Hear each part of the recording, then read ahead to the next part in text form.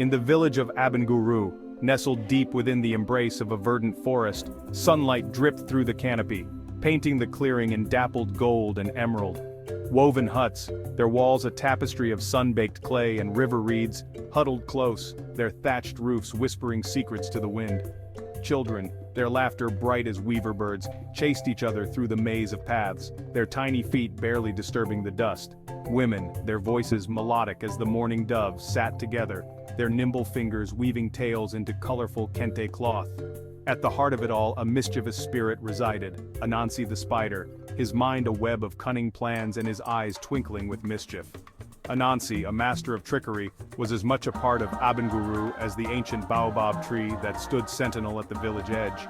His skin, the color of polished ebony, shimmered under the sun.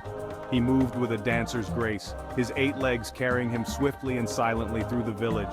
His stories, a blend of wisdom and mischief, were legendary, told and retold around crackling fires, each word imbued with the magic of the forest. He was a weaver of tales, a spinner of dreams, and a master of disguise, his heart a tangled web of ambition and a yearning for something more. Anansi's laughter often echoed through the village, a sound as familiar and comforting as the rhythmic beat of the drums during the harvest festival. He was a creature of contradictions, capable of great kindness and remarkable cruelty, his actions often dictated by the whims of his restless spirit. And so, the villagers of Abenguru regarded him with a mixture of affection and apprehension, never quite sure what trick he might play next, yet always eager to hear his latest tale. For they knew that within Anansi's web of stories lay hidden truths, waiting to be unraveled like precious silk threads from a forgotten loom. One day, a strange unease settled over Anansi. The usual bustle of village life seemed to grate on his nerves. The laughter of the children sounded too shrill, the rhythmic pounding of the mortar and pestle too jarring. He felt a restlessness within him, a yearning for something more than his usual tricks and tales. As he sat perched on the edge of a clay pot, his long legs dangling, he heard a whisper carried on the wind. It was a whisper so faint, so subtle, that anyone else would have dismissed it as the rustling of leaves or the sigh of the wind through the grass. But Anansi, with his sharp senses and even sharper mind, recognized it for what it was, a secret yearning to be unveiled. It spoke of a hidden knowledge, a treasure beyond measure, tucked away in the heart of the forest. The whisper tugged at his curiosity, promising him a prize greater than any he had ever imagined. Intrigued and filled with a newfound purpose, Anansi decided to follow this alluring whisper. He knew the forest like the back of his hand, every twist and turn, every hidden path. Yet this whisper led him down unfamiliar trails, deeper and deeper into the emerald embrace of the woods. The air grew heavy with the scent of wild orchids and damp earth, the sunlight filtering through the dense canopy in shimmering shards. The further he ventured, the louder the whisper grew, urging him onward, promising him a prize beyond his wildest dreams. Days turned into nights, and still, Anansi followed the whispers. He crossed gurgling streams, their waters alive with colorful fish, and climbed over moss-covered logs, their bark etched with the passage of time. He encountered creatures of the forest, some friendly, some fearsome, but none could offer him any clue to the source of the whispers. He was about to give up hope when he stumbled upon a clearing bathed in an ethereal light. In the center of the clearing stood an ancient baobab tree, its massive trunk wider than any Anansi had ever seen. Its gnarled branches, reaching towards the heavens like the arms of 1,000 supplicants, were adorned with shimmering fireflies, their tiny lights casting dancing shadows on the forest floor.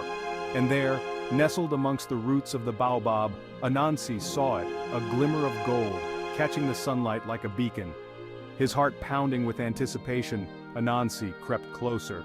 As he pushed aside a curtain of emerald ferns, he gasped.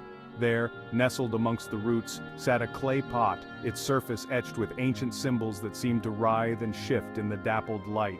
The pot pulsed with a soft golden glow, and Anansi knew instantly that this was no ordinary vessel.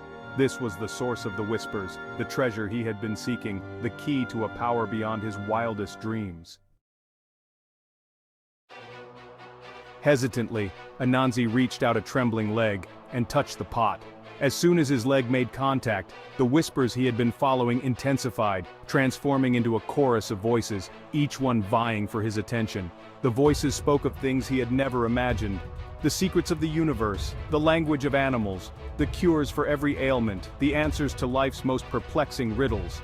Anansi realized with a jolt that this was no ordinary pot.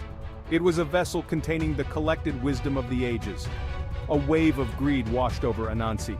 To possess this pot was to possess unimaginable power, to become the wisest, most respected creature in the entire forest. He imagined himself as a king, sought out by all for his knowledge and guidance.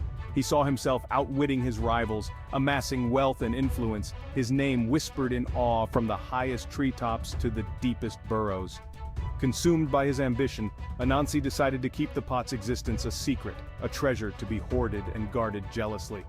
He carefully wrapped the pot in his silken threads, securing it tightly to his back. As he turned to leave the clearing, the whispers followed him, no longer alluring and tempting, but insistent and demanding. They clawed at his mind, urging him to share the wisdom, to spread the knowledge far and wide. But Anansi, blinded by his greed, ignored their pleas. He hurried back through the forest, his mind racing with plans for his newfound power, the weight of the pot a tangible reminder of his ambition. Returning to the village, Anansi became increasingly withdrawn. He hid the pot in his hut, shrouding it in darkness and secrecy. He spent his days listening to the whispers, trying to absorb all the knowledge the pot held. He learned the language of birds, the secrets of herbal remedies, the history of every creature that walked, crawled, or flew. But instead of bringing him joy, the knowledge felt heavy, a burden on his soul. The villagers noticed Anansi's change. His once mischievous eyes now held a distant, preoccupied look. His laughter, once a source of amusement, became infrequent and strained. He no longer joined their gatherings, no longer entertained them with his tales. He seemed consumed by a secret, his spirit shrouded in a cloak of shadows. One day, Asi, a young girl known for her kindness and wisdom, approached Anansi. She had always been fond of the cunning spider, her laughter as bright and clear as the village stream. She asked him what troubled him, her voice filled with concern. Anansi, torn between his desire to confide in her and his greed, remained silent. He knew that sharing the wisdom meant relinquishing his power, and he wasn't ready to do that.